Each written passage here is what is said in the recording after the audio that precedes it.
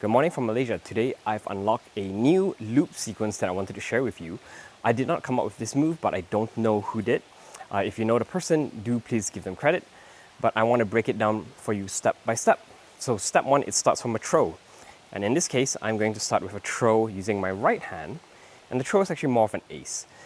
So you're going to throw with your right to the back side of your left. So like, that's the ace.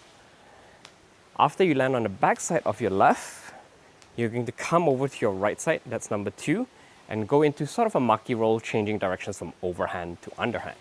So the beat count is you have throw, back, front, front, and then back again. So you have 1, 1, 2, 1, all right?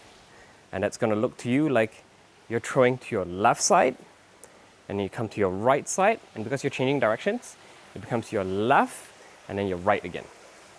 So I'll show that in sequence. Throw, left, right, all right? But it's 1 on the back, 2 on the front, 1 on the back again. So let's take a look. Throw back, front, front, back. Now, here's where it gets tricky. Step number 3 is now that you are on your back side, what you're going to do is you're going to turn so that you're basically facing 180, the opposite direction now. And because you were throwing with your right hand, you need to remember that this move is going to start with your right hand as well. And it's basically I believe if I'm not mistaken, a back mill like this. So keep your left hand low near your hip, and your right hand's gonna swing the rope over your head like so into this mill movement, all right?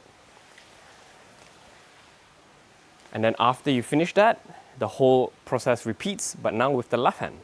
So let me show you the full sequence. Back, front, front, mill with the left hand, throw with the right hand. Back, front, front, mill with the right hand, throw, back, front, front, and mill with, the left hand. So the part where it gets tricky is remembering which hand to bring above, and usually the easier way to remember it is whichever hand you throw, after the turn, you're going to get that hand up high as well. So right now, if I'm throwing with my right hand, after the turn, it's my right hand coming up like so. And if I throw with my left hand, after the turn, it's my left hand coming up. So the two parts that will get you kind of stuck up on this move is number one, after you do the throw's quite easy, turning. And what happens is, at first when I was trying it out, I was trying to do the mill like so before I had even turned 180. And also, not only just the turning 180, but you want to do the mill from when your rope is on your back side, not on this side. So like here, and you turn, go to the back side, then you mill, all right? Because if you try to do it on the front side, it's going to be kind of weird, because then you have to turn while you're milling. So let me try and show that.